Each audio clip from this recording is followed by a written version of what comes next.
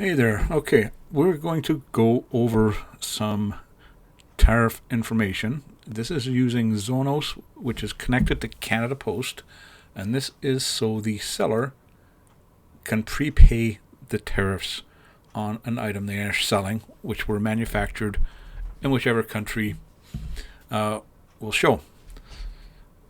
Percentages on tariffs can vary from item to item and country to country, so there's nothing fixed. These purposes, we're going to price everything at $10 US. And let's start off with China. So this is for an item made in China. In this case, we're going to use a coffee mug. Just a simple coffee mug.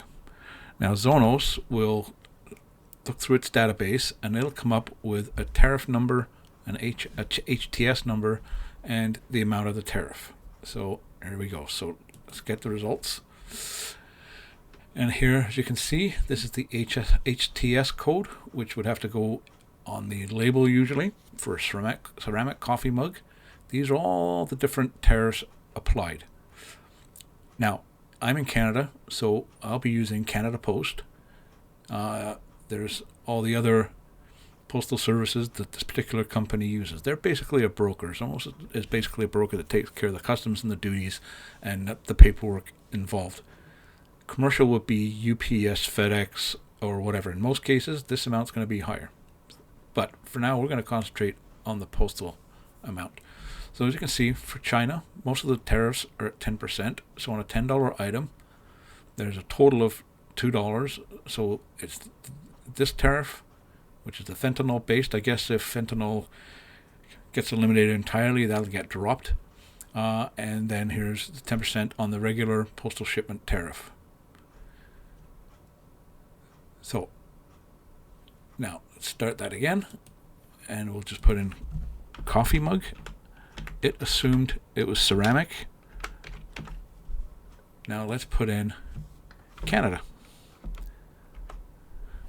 We'll choose Canada. Again, $10 US. And the result, same HTS code. But here, we got a 35% tariff. So $3.50 on tariffs for a $10 item.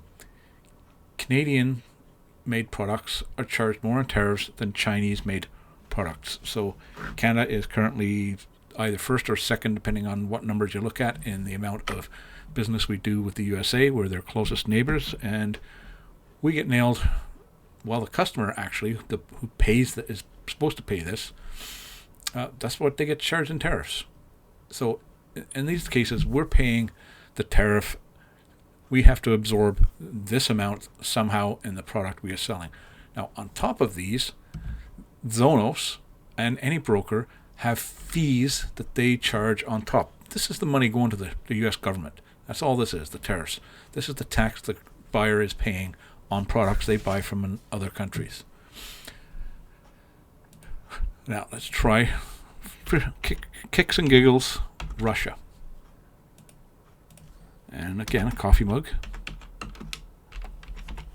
$10.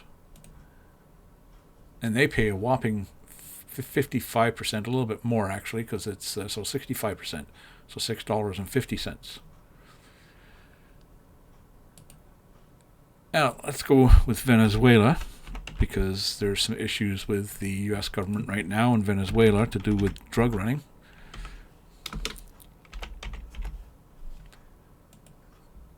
And here we go. They pay $1.50 or 15%. So they are paying, again, less than, if it's made in Venezuela, it's less than what a Canadian-made product would be. There's a lot more involved. This is just one single little tiny snippet. With this, these are calculations are for what the seller would need to pay to Zonos through Canada Post in order for the items to clear. And again, this amount goes to the U.S. government. Then Zonos has their fees, plus Canada Post obviously has a label fee that you have to buy, and there's a fee for that. So you really got to keep in mind these different numbers. It's roughly $4.50 for the Zonos brokerage fee, and these are clearance fees. These are broker fees. Custom agencies, these are pretty standard. They all pay. They're not free, except if this number ends up being 0. Currently, at least, Zono waives their fees. So a lot of media items like books and CDs and things of that nature. Let's put in book. Just put in book. As you can see, no tariffs are applied. $0. So things like CDs, books, movies, VHS tapes, calendars, things of that nature, you can ship to the USA tariff free at the moment. Hope this helps. Have a great day, and thank you very much.